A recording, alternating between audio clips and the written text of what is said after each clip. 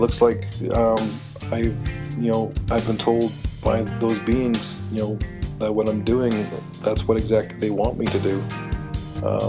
So I've gotten the official blessing from the alien ambassadors. Okay, guys, welcome back to the Grimerica show. We're going to be talking to Kevin Estrella a little bit later about rock and roll and his new album and his encounter, UFO encounter. And we got RPJ's going to join us for a bit. But first, as always, look at him and just can't wait for it. Mr. Dunlop, we'll see you now. How's it going, buddy? I'm good. Yeah, not too bad. That's it. You got me all excited for nothing. Fuck.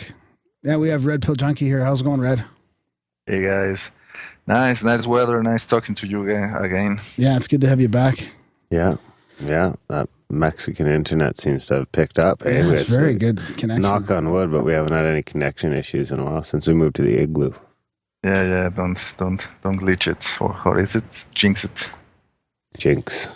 Are you going to apologize to Kevin now for the issues that we have had tonight? Yes. Sorry, Kevin. What happened? The computer fucking froze. The first time my computer's froze in fucking 10 years, and it happens to do it while it's recording an interview. Yeah. So we lost 2 minutes. 3 minutes of audio. That's not too bad. I thought it was more than that. Could be So 5. the computer is over Less 10 than years 5. old? Probably 8 years old. Yeah, well, it's time to change it, man. Well, it still fucking works pretty flawlessly. Well, if we have another problem, then we'll see. Technically, we could be recording right to a fucking hard drive without even going into a computer. But I just don't. Then you don't see it. It's just all on faith that it's recording. I like seeing the little fucking audio bar that it's recording. It makes me feel safe inside. Well, someday when we get a little bit more donations, I gotta upgrade to a different laptop eventually as well. Yeah. So yeah. One day, a new recording computer is a long ways off in the distance. Yeah. Unless we can get a bunch of subscribers.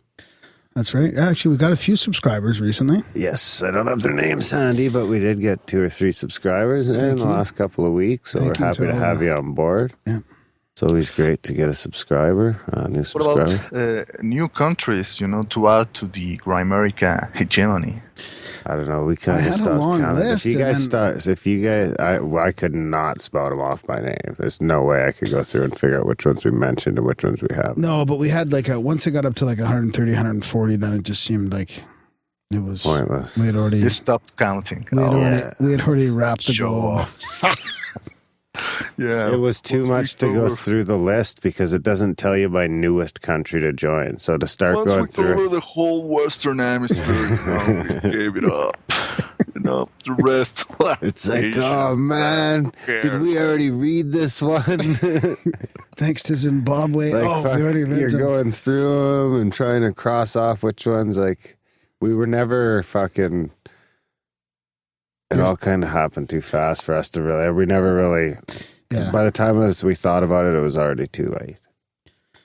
Once we realized there was only 2 countries left in Africa to complete the globe, we gave up. So we never get there. No, now we won't. So how have you guys been? Pretty good. Yeah. I got some feedback. Do you want me to just give you a little rundown and feedback from Chris's quantum healing episode there? The good, the bad, and the ugly? Well, no, just from, the girlfriend's experience there and stuff. Oh, yeah, that. Yeah. Yeah. Yeah, we had lots of good feedback about the last episode and a little, some negative stuff as well, but everybody got a mixed bag. Everybody got a good howl about a couple of things. Yeah. Short shorts. Short shorts. Tight shorts. Oh, that.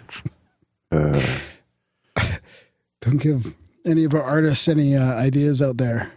I can't wait for the next one. No, my girlfriend, she definitely, when I got home, right, she had interesting stuff to say. She had, her scent had been back. She's had about 6 sinus surgeries and she's had problems with with her nose, and she could actually smell stuff for a while there. It's interesting. And her face did get better. It cleared up. Mm. And she went migraine and stomach ache free for 6 days, which is basically a record for the past couple months. So I don't know, man. Something was going on. She's going to do some follow-up appointments with him, but I mean, it really did make an impact on her. Good. Well, that's good to know. That means that there's a chance. Yeah, exactly. Or maybe that's only the placebo effect. Yeah, but even if there's a placebo, then that means she's fucking starting to believe that she can be healed. Exactly. Yeah. Exactly. Maybe the placebo effect's all you really need. Maybe. Or maybe there's some quantum healing going on. You just need the proper placebo. I'd trust placebo. Personally, I would lean towards placebo over quantum healing. Well, it could be a mix of both. No. Yeah. It could be one allows the other to happen. I don't think so. Or one pushes the other one to happen. No, and then they Jesus. both connect. That's when you look like a rakist. That's when you make Reiki dirty, when you get that look on your face and you're like, one just pushes them. Are you Reiki? I'm raking the swear words out of you tonight. Raking the shit out of you. Yeah, Darren's got a dirty mouth tonight. No, I don't. Yeah, you do, actually. Do I? I always do. That's the number one flaw in the show is my fucking bad attitude. So are you reading the reviews or what? Oh, man. Yeah, most of them are that fucking... Most of the reviews are good. Oh, I don't think we have any new reviews. I got some feedback here, but I just... What sort of feedback? Can I play a jingle? Let's go like this, then. Let's try and razzle Graham. I don't know if I helped him or hindered him. Hinder, as usual. I was just trying to buy you some time. I thought that might help. I thought it might be helping you out. This is the Profound UFO Quote of the Week. My background is a naval aviator with approximately 4,000 hours. At the time... Am I reading the right one? Yeah. At the time of the incident, I was deployed with an anti-submarine squadron aboard a CVE class carrier. I was assigned air crew training officer and prior to deployment had attended CIC Air Controller School at Point Lorna. Also Airborne Air Controller School and Airborne Early Warning School, both located at NAS San Diego. It was at night. I was riding with a radar operator, which I often did to check on their proficiency. We were flying at 5,000 feet, solid instruments, with our wingman flying a radar position about 3 miles astern and slightly to our right or left. The target, which was slightly larger than our wingman, I picked up on our scope, had been circling the fleet, and it left the fleet and joined up on our position behind our wingman, approximately the same position he held on us. I reported the target to the ship and was informed that the target was also held on the ship's radars, 14 in number, and for us to get a visual sighting if possible. This was impossible because of the clouds. The target retained his relative position for approximately 5 minutes and then departed in excess of 1,000 miles per hour. He departed on a straight course and was observed to the maximum distance of my radar, which was 200 miles. Upon completion of my flight, an unidentified flying object report was completed, at which time I was informed that the object was held on the ship's radars for approximately 7 hours. That's from Lieutenant Commander M.C. Davies, U.S. Navy, Korean waters in 1951. Well done, sir. Well read. Not really. Yeah, that was one of your better ones. You powered through it. You look like a drill sergeant over there. Like you really wanted to get through it, and you pulled it off. That was a tough one. And it didn't feel like my best, so I don't know what the fuck. No, you did pretty good. There was one little slur in there, but I let you get away with it. Do you want to sort of a UFO sighting / feedback from one of our listeners? Can I play a jingle? No, I don't have a jingle for that. But yes. This is from Pat Butcher. She's been fighting the good battle on YouTube for us. Well, she's been fighting a battle. Yeah. Yeah. I prefer not to weigh in. I don't know enough to weigh I think in. she thinks that I save you constantly episode after episode. Oh, that's one that must have us mixed up. Yeah. I suppose it's possible. She says, great show. I have an encounter story, and it's a bit lame, but when I was a teenager, my friend used to lay back and look at the sky, and I did this with him for one day. In about an hour, we saw what I can only describe as 3 stealth fighters with the double tail. They were as high as you could imagine was the maximum a plane could fly, and we saw what can only be described as a speck flying in the same direction at about 3 times the speed. They were human tech, but they were the strangest things I had seen in the sky over England.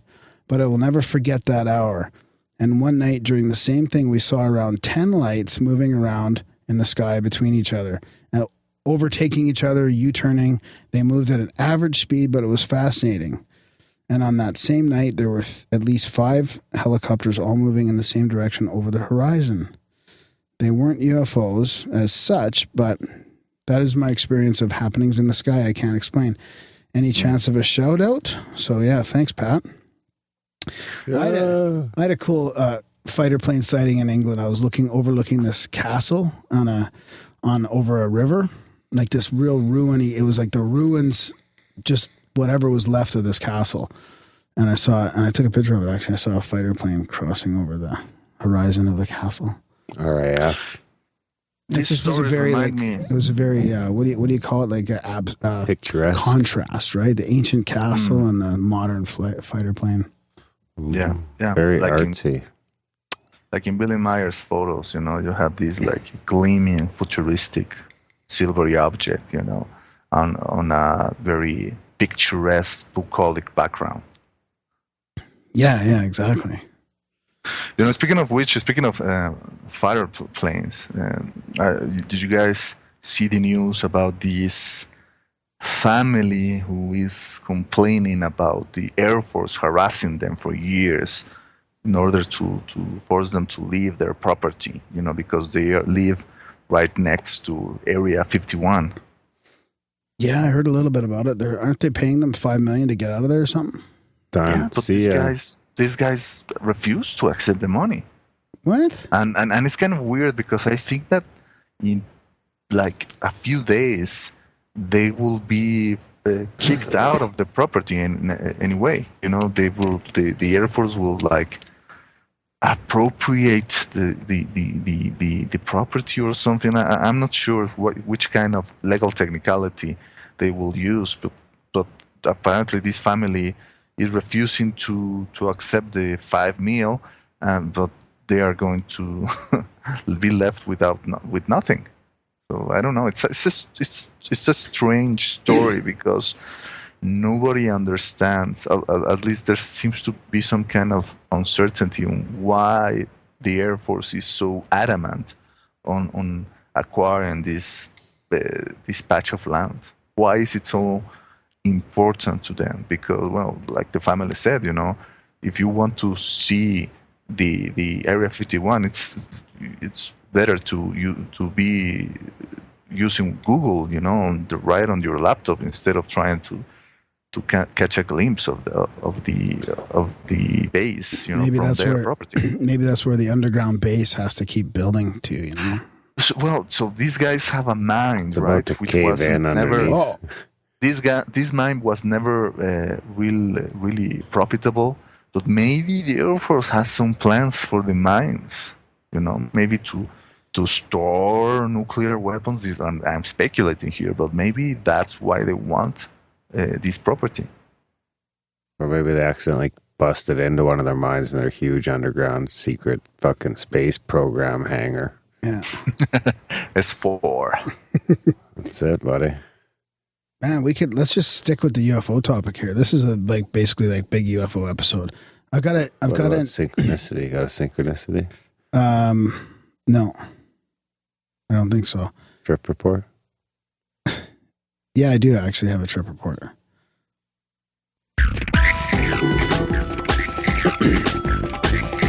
Grimerica trip report. Is that from Ephraim? No. It always reminds me of Ephraim. Is Ephraim going to Paradigm this year? It's incredibly racist. No, he can't. She's very busy, with That's its too bad. work, and also finishing the second part, or the It's like a sequel sequel of to his book, yeah. from Alien Cartel. So no, unfortunately, he's not coming this year. We should talk about Paradigm later on, about getting 20% off, mentioning our show. That's the right. weekend. So You're just remind me. You're talking about it right now. Should we just talk about it now then? Yeah, might as All well. After the trip report. Okay, so this is from Bobby B. Yet another great show in the bag. I think he's this is feedback after Chris's healing show last week. Another good, always good to hear RPJ on the show. P.S. to RPJ, cultivate your own mushrooms and keep positive intent during the entire process. If it means that much to you, it's a small price. The experience will be perfectly suited to you, like they recognize the attention and effort. One time, not too long ago, I enjoyed 5.5.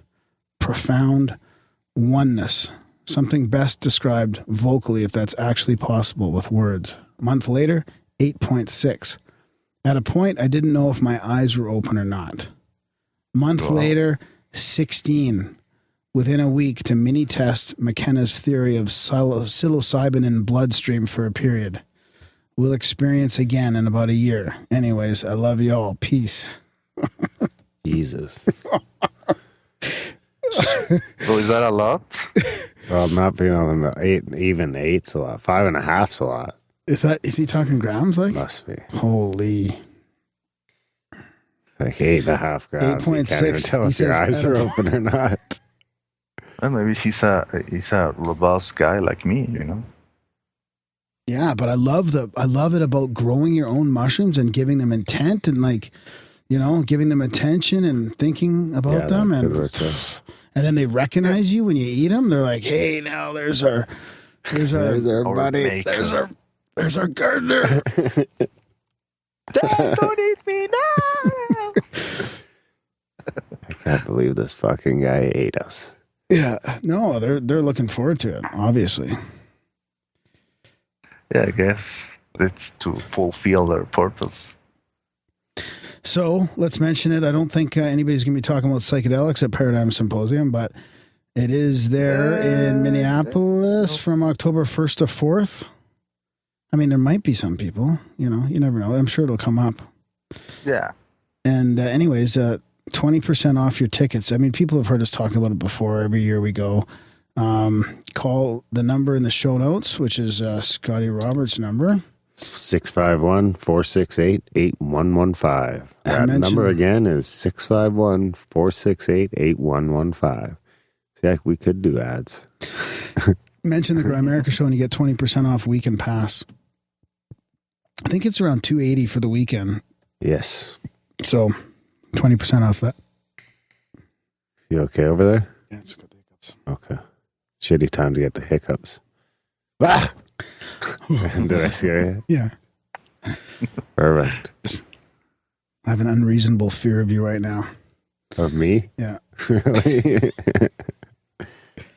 Maybe you have rabies. Yeah, so I think we are all counting the days, till Paradigm. It really feels like it's just around the corner by now. Couple weeks. It is. Yeah, it is just around the corner. It's scary. Yeah. I've also got some feedback here from, this is from Latitude Publishing. Hey, Igluians, I've enjoyed listening to you from Shenan, South Korea. In the past 6 months, I've listened to most every podcast as I sat in front of my computer desk designing an ESL textbook. I enjoyed my work as I listened to your interviews. I dig your topics and guests and look forward to many more. Good to see a pic of the igloo. A donation to the cause is soon on its way. Thank you, sir. Yeah, thank you for listening in South Korea. That's awesome. Hopefully we make your workday a little better. Yeah. Yeah. I think working in computers and podcasting, listen to podcasts, they go hand in hand quite nicely. Yeah, I don't know, man. It's hard. I think it's hard to focus on both at once. I kind of have to be doing something pretty like mind-numbing. Yeah, like driving or washing dishes or chores. Like I like to listen while I do chores, but as soon as I'm doing like computer work. I don't know. I have a hard time What doing about it. jogging? Yeah, sometimes. I like drawing. The last that little illustration I made to help promote Paradigm Symposium. I listened to a lot of podcasts. What was your favorite one? It was from MU. Us? Oh yeah. Yeah, most of them MU. Trying to catch up again with those guys. Yeah. Great content over there. Mm-hmm. Yes, sir. Great content. So what else you got? Well, I got another email with an attached an audio file, so people can do this too if they want to send in their experiences on audio. Hi, Graham. Attached is a 2-minute audio file describing a UFO experience that happened to me. I've never shared this story with anyone before, but after giving you and Darren a few listens, I knew that I was in good company with you two gentlemen. Thanks for the time. And that's Jacob. How many did he listen to?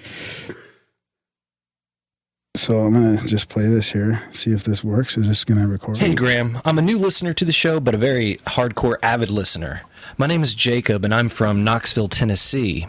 And I wanted to tell you quickly about a UFO story that happened to me personally about 3 years ago. It was around midnight, and I was on the roof of my parents' house, and they live kind of in a rural sort of area. And so we're surrounded by trees. There wasn't a whole lot of light pollution, so it was really nice to kind of gaze up at the night sky. Well, I was out on the roof after a long day doing a pinch of the old weed, if you catch my drift, and I look up and I see something that I simply cannot explain.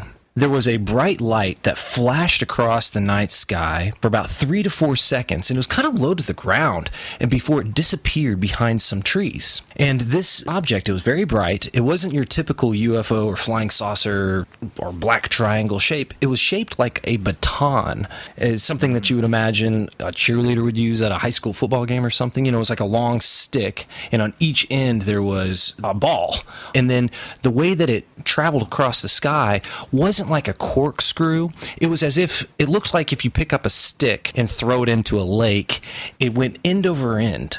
So as I'm looking up, I see this bright object going end over end, looking like a baton flying across the sky. And it was really kind of low to the ground and then disappeared behind these trees. And I immediately opened the window, jumped back inside, and braced for impact because I really thought that this thing was going to hit the ground. And I didn't know if it was some sort of bomb or a rocket or just like an airplane or something that was just fell out of the sky and was about to crash. But I was bracing myself for impact. But nothing ever came.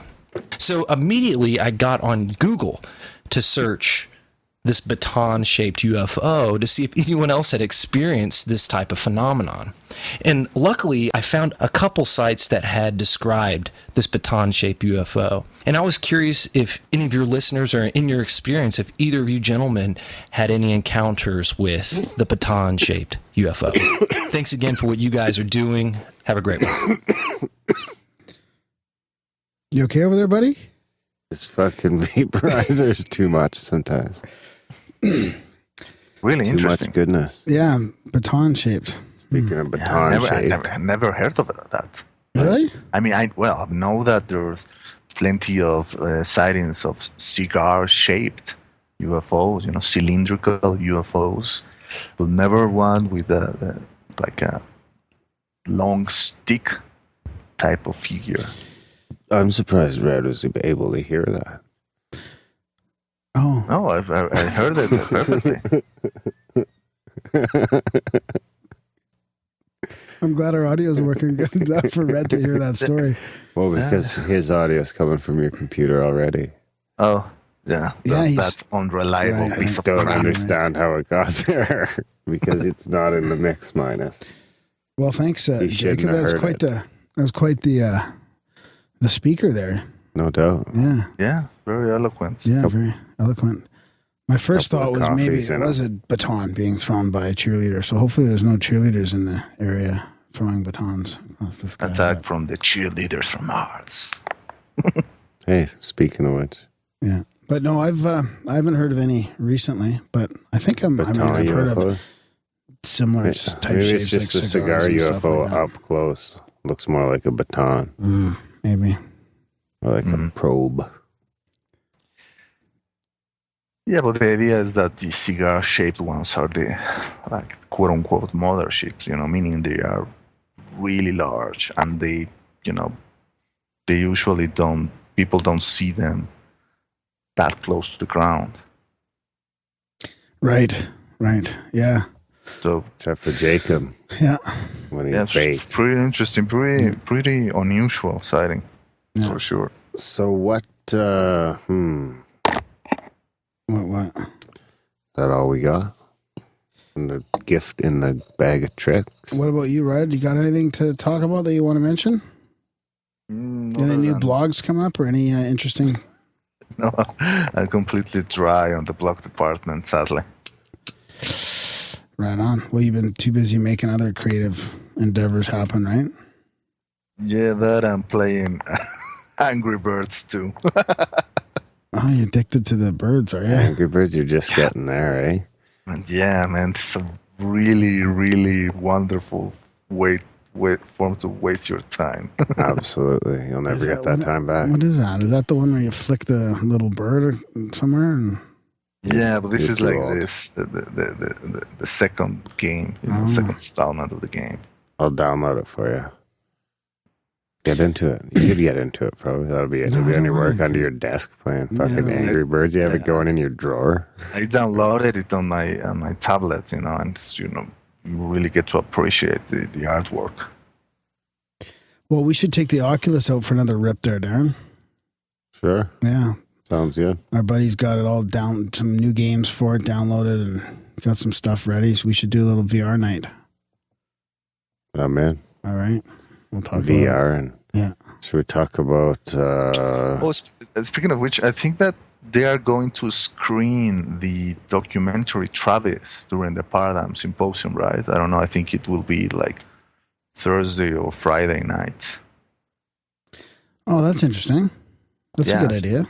Yeah, and this is a documentary obviously based on the world famous experience of Travis Walton, who is probably the most famous abductee in the world, which he eventually went to write his book, Fire in the Sky, which was also based to make that movie released in the 1990s, which, it's not really that bad, but it's not really that good because it didn't really capture, the real essence of his experience. It was much more like a terror kind of aliens kind of vibe, instead of all the things that he actually managed to experience inside this quote unquote alien craft. Yeah, that'll be interesting to see that there. Yeah, for sure. And to meet him in person, something I'm really looking forward to. Yeah, it'll be good. I think I've seen him at a couple conferences before. We'll hopefully get a chat in with him. Yeah. Try to get him up to the hotel room. Yeah. That'll be a better way to say that. So what else you got? I think that's about it. Support the show. Grimerica.ca/support. Help us out with our expenses and stuff. Yeah. Are we going to talk about the other thing? Do you want to read Jim's email maybe? Was it Jim? What email's that? About... so different ways to support the show? Yeah. About doing the 420 landmark. Well, here's some ideas. We're wondering how to... people have been tweeting about it. And we're wondering how to acknowledge and recognize our contributors. And somebody suggested... where was it here? I can't find it. Somebody suggested that we let people come on the show who have donated a certain amount. And we think that's a pretty good idea. Maybe expand it to somebody actually picking a guest and coming on the show with that guest. Yeah, if we can get them, of course. If we can get the guest, and of course, yeah. RPJ approved. What's RPJ approved? Oh, this concept? Yeah. Yeah. Red Pill Junkies approved the concept. Darren's got a number in his head, obviously 420, approximately. And PayPal keeps track of it all, but the catch is we don't want to keep track of fuck all. It's hard to keep track of it all. Yeah. It's hard enough to book the guests, so actually. You guys should be able to figure out where you're at. And we'll trust you. And we'll trust you. that when you email us and say you hit 420, you actually hit it, and then we can get in correspondence. You can choose your guest, and we will set it all up so you can come on the show for the interview. And yeah, it'll be fun. So, what if we get a lot of people at 420 and just every interview is with some listeners? We'll have to deal with that when it comes. So this is just for an indefinite amount of time. Yeah, I don't think that's a problem we're going to have to worry about. We could get some one-time people throwing down 420 to be on with their favorite guest. So be it. Yeah. So I don't know if we're going to do this. We're just throwing it out there, right? Yeah, yeah. I don't think we have to worry about it anytime soon anyway. Okay. And then we'll talk about other ways to recognize people, like if there should be levels or something like that, like knighthoods, pseudo-knighthoods or something like that. But I don't want to get too into that. Because again, it's the tracking, which is difficult. Yeah. So speaking of that, there's a load of ways to support the show. Yeah, grimerica.ca/support. The host has all the monetary options there. Grimerica.ca/iTunes or Stitcher is where you can track us down and leave us a review, which always helps. Help fight back the 1-star reviews with some 5-star reviews. Red Pill Junkie, how do people find you? Sign up for the newsletter. Oh, well, they can find me on Twitter, they can find me on Facebook, and obviously they can find me on my main home online, the Daily Grail, www.dailygrail.com, and also please check out my very sporadic contributions to Mysterious Universe. Yeah, we'll do. I'll put those links in the show notes for people. And Darren, sorry to interrupt you there. Is there other ways that you want to talk newsletter? Newsletter? Just the newsletter. Sign up people for the newsletter. But leave a voicemail. There's leave a voicemail too. They could do that. Tell your friends. Spamgram. Tell your friends about the show. That's the biggest one.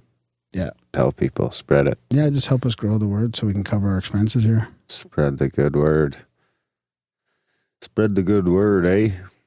All right, guys, enjoy this chat with Kevin, Estrella, and we'll pick you up in the outro. You got anything else to throw out there, Red? Some words of wisdom to leave us with? Drive safely. Yeah. And also, thanks to Kevin for all his music for this episode as well. Oh, yeah, that's right. We're featuring all his tunes. The Joe Satriani of the North. Exactly. I dig it, man. I used to listen to the people he was influenced by in the 80s. Absolutely. Awesome. I knew all the songs he was talking about from Surfing with the Alien back then. I even kind of went as Surfing with the Alien as a Halloween costume once. I believe it. Just in a green suit with a surfboard and my alien mask. And I was like, I'm Joe Satriani's album. Nobody knew what the fuck I was talking about. Tiny pair of Nobody shorts. knew. A child of the 80s there. Yeah. Darren doesn't get it. No. Yeah. I'm a toddler of the 80s. I was a child in the 80s. You're a millennial. No, you're not. You're too old. I'm not a millennial right now. All right, guys, enjoy the chat. Bye.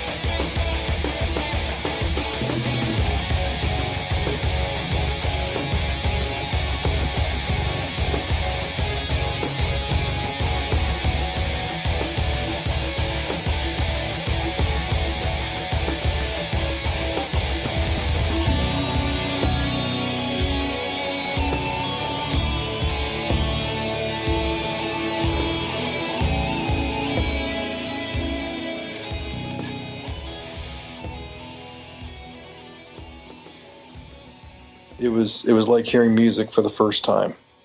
How complex and how beautiful Bach's music was. The melodies, the counter melodies, the key changes and how they all flowed back to each other. The patterns and stuff. The the violin, the way the violin speaks and violin lines. I just love the sound of the violin, and especially with Vivaldi, because Vivaldi was a composer. He was this red-haired priest from Italy, from Italy, who he was a composer, and he was torn between the church and composing, and he ended up dropping the church to become a full-time composer. But he was a violinist, and so his concertos are always based around the violin, but they're so beautiful and so melodic, and the patterns of the violin. Even Bach was influenced by Vivaldi. He got a hold of Vivaldi transcripts, had them transported from Italy to Germany, and then he would take them and turn some of them into versions for himself, like take a whole orchestra and turn it into an organ piece. And you can hear the Vivaldi influence in Bach, which is really kind of funny. But I really started listening more to violin music and harpsichord music, because that just really spoke to me of how the organization on the instrument. And then I understood where Malmsteen was coming from, because Malmsteen, when you listen to him, he really plays his guitar more like a violin. And his approach in the guitar is more like a violin, because the scales he uses 3-octave scales, which you can get 3 octaves on a guitar, because you got 6 strings, and then each octave is only 2 strings. So you got strings 6 and 5, you can do an octave. 4 and 3, you can do an octave. 2 and 1, you could do an octave. And most of his patterns are based off of those symmetrical scales. And it sounds like a violin when you play these kind of these patterns and stuff. So I started to visualize the guitar a lot differently, and my approach on guitar, and I started playing more the guitar like a violin. So then I decided to create Pyramids on Mars, and I got a studio. I built myself a studio and started writing music. And I Pyramids on Mars was the theme that I chose even before I had began writing the music. And I got the name Pyramids on Mars from there's a drummer by the name of Virgil Donati, who is this amazing drummer from Australia. And anyway, one of his songs was called Pyramids on Mars. And I knew that Pyramids on Mars existed. And that became the theme for me to marry my love of instrumental music with my passion for aliens and UFOs and uncovering the truth, which I've spent the last 20 years doing. And it also was a great visual, the pyramid, because it is it's not only international, it's universal. What was that drummer's name again? Virgil Donati. Virgil Donati. I have to look that up. Graham has a bit of an affinity for drummers. No, I don't. Let's see what we could dig up on Virgil. Oh my God. Virgil's amazing. No, I just had a weird experience with at an Elton John concert in Vegas with the drummer, like just being actually like sort of like altered states kind of thing. So. Oh yeah. Yeah. So Darren's been bugging me about it ever since. I get the same way with Thomas Hack from Meshuggah. Oh, okay. I don't get the reference. It's just another band. Yeah, Meshuggah. Meshuggah. Oh my God, absolutely amazing. Yeah, I'll have to check some of that out. Yeah. So where was I? So Pyramids on Mars. Yeah. I've been studying alien and UFO phenomena, for the last 20 years. Really got involved in it back in the early 90s when I heard about Bob Lazar. It was coming out with talking about alien propulsion systems and stuff that he was studying in Area 51. I started getting really interested at that point. And also at that time, UFO abductions were very common. So I started reading a lot of books by Bud Hopkins, and then the movie Communion came out and stuff. And then I was really really focusing on learning this stuff. And I was learning about crop circles. My drummer at the time, Matt Rock, he and I were both heavily influenced by the whole alien, trying to understand what's going on with these aliens. And he actually ended up quitting our band to become a full-time crop circle researcher. So we were both very involved, passionately about the whole thing. Is he still hunting crop circles? Oh yes, absolutely. Yep. Yeah. And and he's an experiencer too. He's seen at least 4 craft. He feels that they're watching him because he's so involved with the subject, and he's spent years working on free energy systems that are based off of I think he told me Egyptian technology, ancient Egyptian technology. So he's trying to make these things work. He also built a Tesla coil in his basement. I'm going to have this guy on the show. Yeah. Oh, he did all kinds of stuff. He even created like these like, I don't know how he did it, but like he used a computer monitor, like the old big fat ones, as a power source, and then it had a wire going from it to this model, which was basically made of like toothpicks, and it had like a wire going across one top, and then it had a ring of tinfoil going around the bottom of it, and then when he turned it on, this plasma stream traveled from the top wire down to the tinfoil part, and the thing was levitating and moving around the room. I was like, what the hell are you doing? It was wild looking, though. Like, I had a plasma stream going across this thing, which is kind of funny now that I think about it, getting back to what I saw last year, and I'll get into that in detail. But anyway, like, my passion for UFOs and aliens never stopped. And then I spent years, I spent last couple of years just studying the phenomena, the moon and what's up on the moon. And when I first heard of these theories about alien bases on the moon, I thought, oh my God, here they go again. These conspiracy theorists and all these crazy ideas they've got. Yeah. And then I started doing the research. And then I realized, after spending hundreds of hours on it, that oh my God, yeah, absolutely, without a doubt, it's completely true. On the dark side, or is that what you're talking about? The whole moon is littered with alien bases. The dark side and the front side. Huh. You think they're alien, or I think they're pre-ancient, like pre-Atlantis, prehistory, pre-destruction of the. Yeah. Well, there's ruins up there. There's ruined bases up there, and there's functional bases. There's all kinds of stuff that's up there. Israeli moon bases. Yeah. But like I remember, like when I first really started, researching it, and they showed all these pictures of the moon that were all airbrushed out, like, craters and stuff, but there's, parts of the pictures that are all kind of like blurry. And I was looking at it going, I've seen this before. Like, I've seen these pictures before. I've seen this kind of stuff. And then it was like, I didn't know where I saw it before. And then all of a sudden I had this flashback to when I was a kid back in 1976 or 77. And my doctor, in his office, he had this huge book on the moon, which I was always attracted to because it was so cool looking. On the front page, it had a picture of an astronaut on the moon. It was like high definition, really great quality. And you open up, and it was like a 2 inches thick picture book. So, the first, quarter of the book, it's all pictures of the astronauts and the spaceships and the walking around the moon and stuff. And then the deeper you get into the book, it's more pictures of craters and stuff like that. And I remember as a kid, I was like, 5, 6 years old, and I'd be looking at these pictures, and it's like there's blurred out stuff on almost all the pages.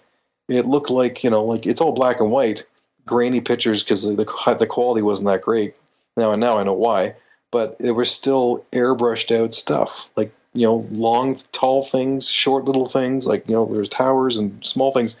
But I didn't know what I was looking at because I knew that they were covering something up. Because I would like, I'd turn the page over to the back and look at the back and see, okay, can I see from the back what they're covering up? Because I know they're definitely blocking something out. And I'd look at the picture again and think, oh, maybe it's a scratch, like a scratch book. Like if you scratch it, you'll see the picture underneath. And so I'm scratching it, and it's like, no, that's not it. They're covering stuff up on these pages. What's going on? And then it's like 25 years later, I see the same pictures on the internet, and it was like, oh my God, I made the connection. They were right. But the technology wasn't that great back in the 70s, so the airbrushing was really, really obvious. Did you wish I could? Did you think? Did you run into the the moon landing hoax theories and all that too? What are your thoughts about that, or did Do you think they went and then didn't go back a lot afterwards, or No, I know. I know that we definitely did go to the moon, but I also believe that there was some faked moon landings as well, which could possibly be for the reason that this is my theory, that they were expecting something to happen. During the moon landing. You mean if they went again, like? Well, if they went again? Yeah, like they're expecting something to happen if they went up again, or? Well, we're talking about the original moon landing and there's like things that kind of prove that there was some fake stuff on the moon. Oh, I see what you're saying. Okay. Like the original moon landing, there is evidence of showing like looks like fake lunar landings. I think there's kind of like it's kind of a combination of both. Like we did land on the moon for sure, and that's all real. But I think they also filmed a fake moon landing. I think just in case something happened during the first moon landing that they didn't want to blow the cover that. I see what you're saying. Yeah, there's there's UFOs, because if you go back and I've read many times about the when they switched over to an emergency channel, Buzz Aldrin and Neil Armstrong were talking about that they were being observed from a crater, that there was several spacecraft that were sitting in a crater watching everything that they were doing. So they were being watched, but I mean, I think there's a lot to the moon landings that has been covered up.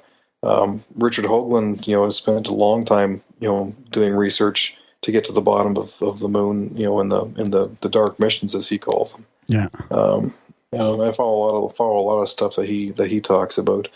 But anyway, getting back to, is there audio of that Neil Armstrong and Buzz Aldrin saying they're being observed? I can't remember. I thought I heard something. I thought I've heard audio of something like that. I think there is different audios and stuff. I don't know if there is the exact audios of saying that we're being observed or being watched, but there was a blackout period where they did lose connection because during live television they had to switch over to emergency channel because they were saying about that we're being watched by things in a crater. So you're talking about your buddy there who was investigating crop circles, and you mentioned he had like 4 encounters or recently. Did that increase since he started looking at the crop circles, like looking into it, or was that from beforehand? I think he had a couple many years ago, but he's had a couple recently. Like in the last couple of years, right? Like he saw a ship materialize and then dematerialize behind a cloud. Wow. But I think I had my UFO encounter last year, but it wasn't. I don't think it was the first one, because Matt and I were together back in 2000 up in Huntsville in Northern Ontario, where we had an incident happen that we cannot explain. And it was very strange. And it's funny that we can't remember the details. So I'll tell you about that. I'll tell you about that one. We're up and up with my my bandmates, Rick Gersinger and Matt drummer, and it was at nighttime, and we went down to the dock to go for a swim in the lake. It was like a cloudless, beautiful starlit night sky with the full moon and 1,000 stars. It was just absolutely beautiful. And so Rick goes into the sauna, and Matt and I are like in the water, just kind of admiring the stars.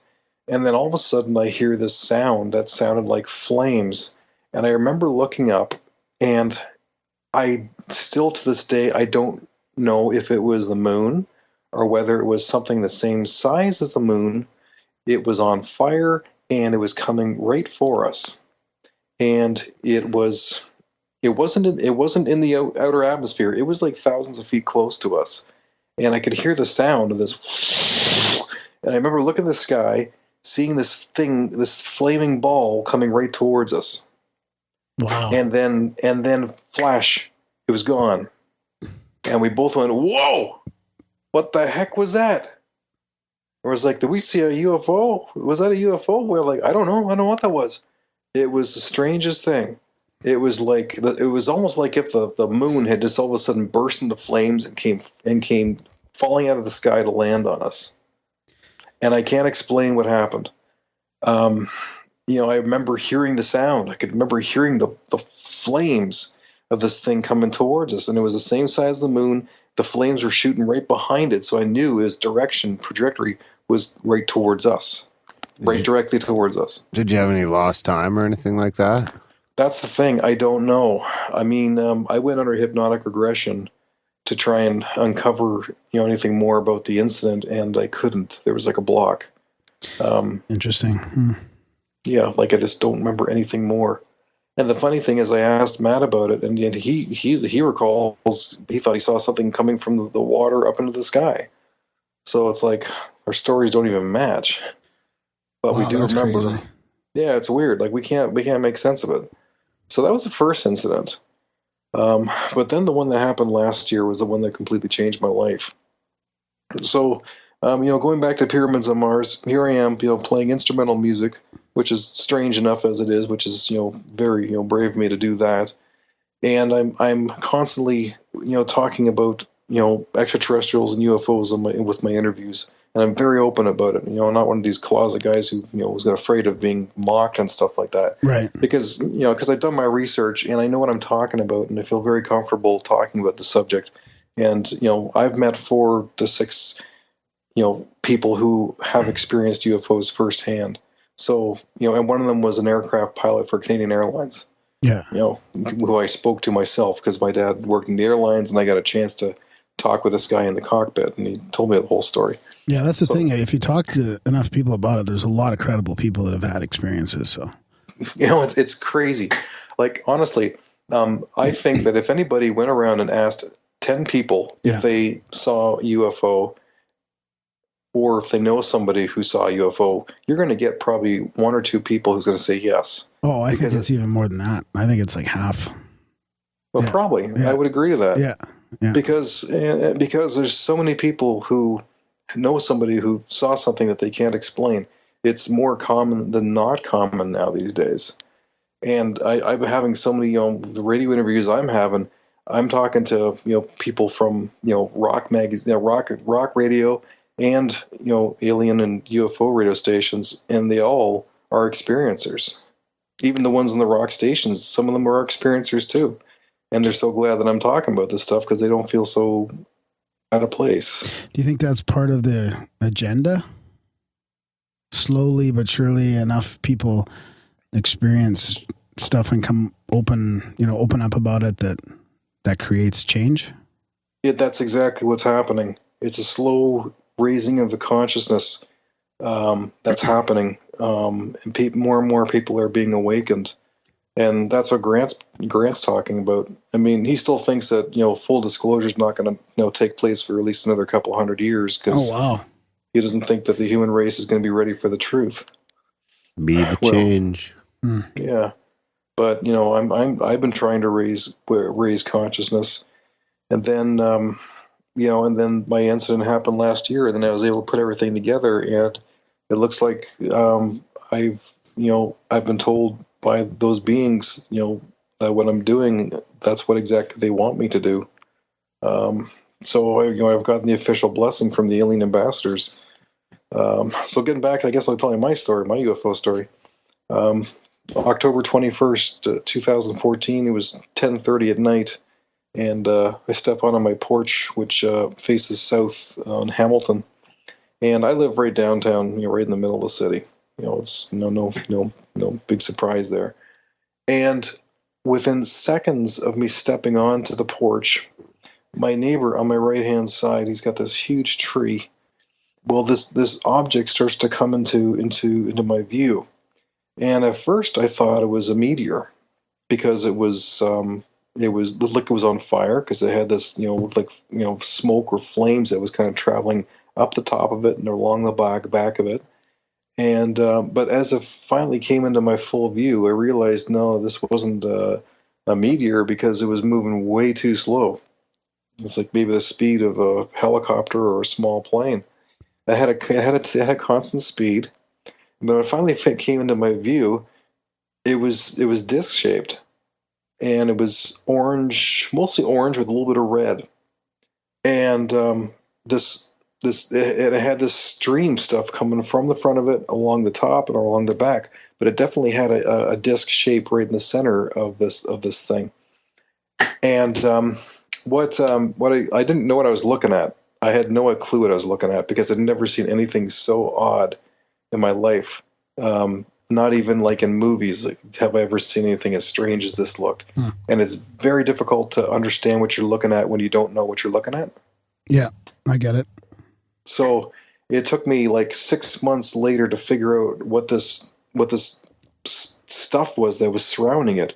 And I finally realized that it was plasma. The same stuff that the sun is made of. That's what this thing was covered in. It was covered in plasma. Just like, you ever go to like those IT stores? They have those little glass domes that has like something in the center, and it's shooting plasma streams out towards the outside of the glass. And you put your hand on it. We have one on the table right now. Well, that's what this stuff was covered. That's what this thing was covered in. It was covered in plasma stream. But the other strange thing about this object, and it took me 2 weeks to finally figure it out, because I was like, there's something else that was really weird about it. What was it? And I finally realized it was two-dimensional. This object was two-dimensional. What do you mean by that? It was like the only thing, think of a solar eclipse. Okay. That's two-dimensional. It looks like a hole in the sky. It's got height, it's got depth, but it has height and width, but it has no depth. Just like it's a hole in the sky. Well, that's what this thing looked like. It looked like a hole in the sky. Oh. It was like to exactly picture what I saw. Picture a solar eclipse. Now take that roundness, turn it into a disc, color it to make it look like orange and red tie-dye, and then the surrounding around it, where you see the sun bursting around it, that's covered up. That's basically a plasma stream. This is exactly what I saw. It was a hole in the sky that was moving across the sky. It reminds me somewhat of we had Terry Ray on talking about the invasion of the orange orbs. I don't know if you've heard his work or not, but he studied all the American sightings of all orange and red orbs. Oh yeah, and he tracked them all on a map and all this kind of stuff. It was pretty cool stuff. And it almost reminds me of what he was talking about, except that yours has that disc shape in it.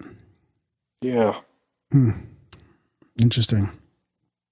Yeah. So did you have any other thoughts when you're contemplating this months down the road? Did you have any other deeper thoughts of contact or anything like that as well? Of contact? Yeah, like any thoughts of missing time or telepathic? No. It was a very fast sighting. It lasted maybe only 1 to 2 minutes. It moved from the right side of my backyard and made its way across exactly the distance of my yard to the left side, but it traveled towards the south. But as it was moving away from me, it had more of its tail towards me. It got darker and darker in appearance, and then appeared to have what it looked like it had no light coming from it at that point, but it had this weird white swirling, almost like an umbrella-like vortex that was surrounding it, surrounding the object. And I finally realized what that was that MUFON took my report, and they told me that when an object's covered in plasma, you can see the plasma from some angles, but you can't see it from other angles. And they said the way I described it is exactly how a solid object would react if it was covered in plasma. And so they said definitely what you saw was a physical craft that was flying in the air. It wasn't like a shooting star or something like that. Right. So I filled out the entire, after I saw this thing, and after freaking out and not knowing what the heck I was looking at, I filled out a report with MUFON, and and then Stu Bundy called me and took a report, and I never heard back from them ever since. So I had no idea what had happened to my report. Huh. So then where we go here? It's almost a year afterwards. So because it takes us to June of 2015 this year.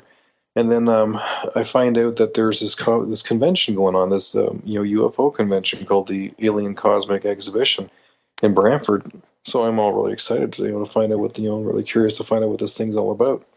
And then I find out there's a whole bunch of top ufologists who are doing they're doing seminars, and it's all done by pay-per-view. And I immediately recognized Stanton Friedman was speaking. I thought, oh man, I got this, I'll be able to meet Stanton Friedman. And then I saw what immediately grabbed my attention was Grant Cameron and his presentation. Yeah. And you know what it was? It was aliens, musicians, consciousness, and the connection. And I just completely flipped out. I'm like, oh my God, this is all about me. So I'm like freaking out, thinking this is just way too coincidental. Like, this is all about me. I'm being called to go to this. Like, this is the answer. I'm going to find the answers to what's going on in my life here. And so it was like a dream. It was just like, like being one of Jesus' disciples. It's like when you're called, you're called.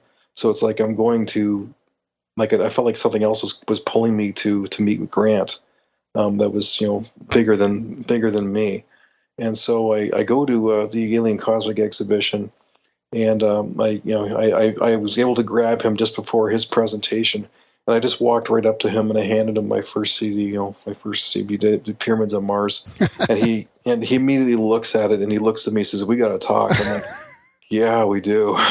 Yeah, and the interesting part about that is I think we had talked to Grant on here just after he had sort of changed his direction in his research to consciousness, right? And yes. He had an epiphany similar to yours and he probably told you all this. Oh yes. At the Congress when he was watching, what's his name again now? Oh, now I'm gonna forget it. The crop circle guy, who used to be now I've totally lost it there. Anyways, and it was all about consciousness and then that whole connection, and he kind of had that epiphany and. Yeah, they asked him about how do you fly the craft? Yeah, exactly. So wow, that's exciting. So you met Grant, and then you handed him the CD, and then you.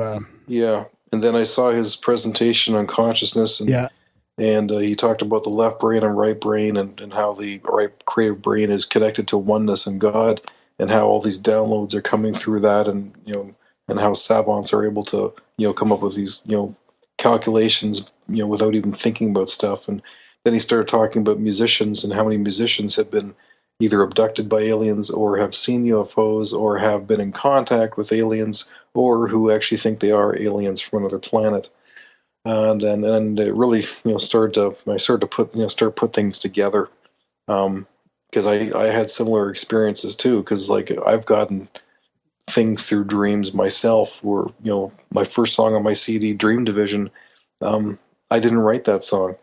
I didn't write that song at all. It came to me in a dream.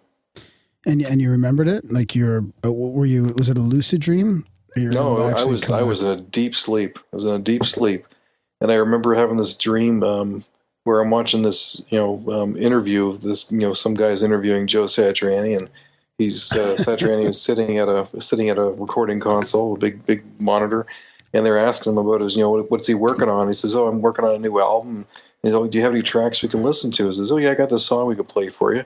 And then he starts playing, Dream Division, that song, and the first whole minute of Dream Division is exactly what I heard in my dream. And I was listening to him playing this song, and I was thinking, this sounds really cool. I wish I could write something like this. Because it starts off with this pretty simple guitar, but then the bass kind of comes in and it's doing something different from the guitar, and then when the drums come in, it's doing something completely different than everything else. But it all worked really well together as a unit, and I thought, wow, this sounds really cool. And then I realized, wait a second, I'm dreaming. Joe didn't write this song. And so I wake myself up out of the dream. I run downstairs, grab a piece of paper, and I start charting out the drums, bass, and guitar lines, and then I end up writing the song. But I can't really take credit for it because I technically didn't really write it. It's weird. And this is the kind of stuff that Grant's talking about, these these downloads that people get. Yeah, and he was collecting. I think that we started to collect songs about all this stuff, and I guess musicians and all that, which is probably the core of what the presentation was that you saw. Yeah. Yeah. Yeah. Yeah. And we've talked about on the show a little bit about this book that came out quite a few years ago now, maybe 8 or 10 years ago, called Alien Rock. He's got me reading it right now. Oh, really? Yeah, I've got it up on my laptop as we speak.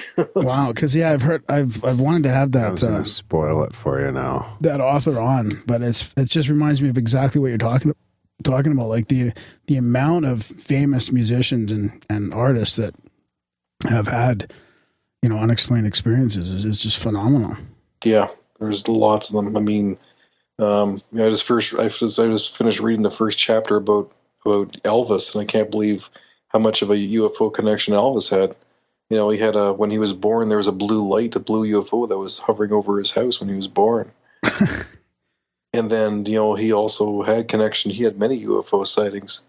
There's one talking about this huge, stadium-sized cigar-shaped, UFO that almost abducted them in the desert. There's all kinds of, and he, talks about how Elvis claims that he was actually not from this planet; he was from another planet. It's funny how obsessed we are in North America with pop culture and famous people and all that, and yet all that stuff seems to be just like glossed over. There's such an opportunity to share famous people's experiences, and yet it just hasn't happened yet, really.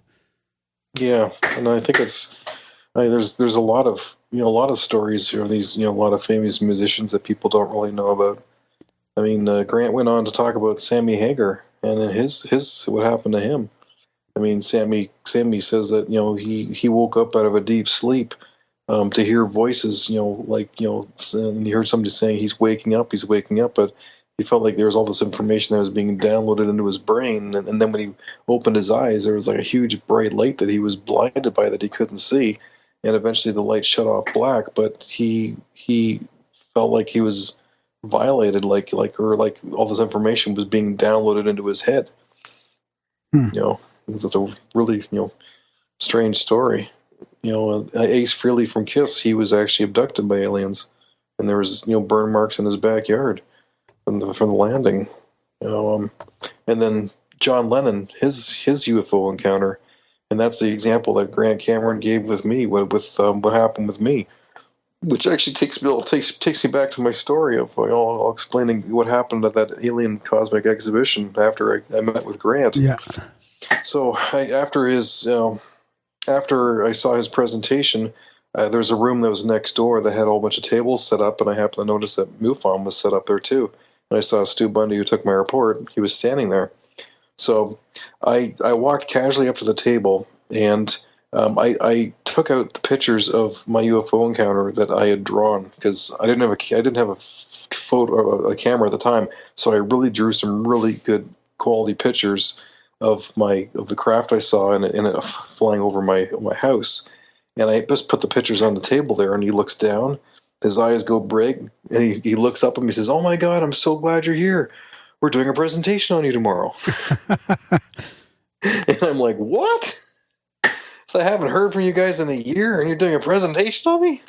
He says, "Yeah, your story is one of the most authentic cases we've come across." And I'm like, "Wow, that's awesome." But I said, "Okay, here's the big question. How many other people saw it? How many other people reported it?" And he said, "Well, that's the funny thing. You're the only one." And I'm like, "No, that is completely impossible. There's absolutely no way that I'm the only person who saw this thing. I mean, this thing was glowing orange and red. It was only maybe 1,000, 1,500 feet above in the sky, and it was traveling across the mountain part of Hamilton. There's no way. It was 10:30 at night. There's still cars driving around, people walking their dogs and stuff. There's no way any in the world that I'm the only person who saw this thing." And they said, "Sorry, bud. Nobody else reported it." So I'm like freaking out. I'm like, this just doesn't make any sense. It defies physics. It defies logic. So I'm really upset. Like, we're not upset. I'm just completely bewildered. I just don't know what to make of it. I didn't know what to think. It's like, I know what I saw. I know exactly what I saw.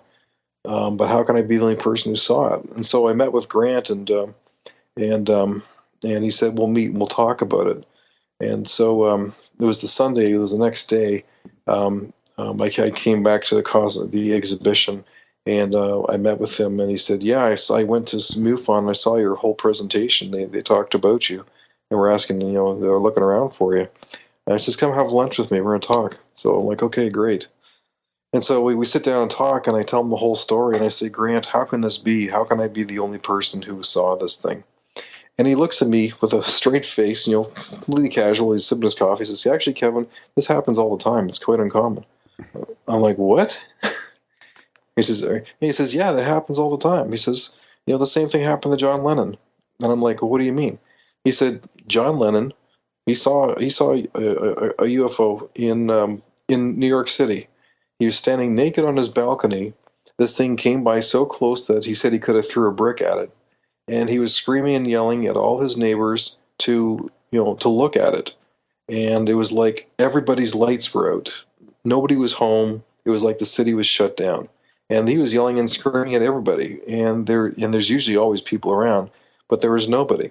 And his girlfriend at the time, claimed, was saying, "Oh, we just think that they were all down at the Hamptons. I guess it's some kind of club or something like that." But there was nobody else who saw the craft that he saw. And then Grant went on to give other examples of people who've been chased down highways by alien, by some kind of UFO. And then when Grant asked them, okay, is this highway normally busy? And they say, yeah, it's always busy. There's tons of traffic on this highway. Well, how many cars were on the highway when this was happening? And they're like, oh, that's kind of funny. There wasn't anybody. It was, we would travel for miles and miles, and the highway was empty.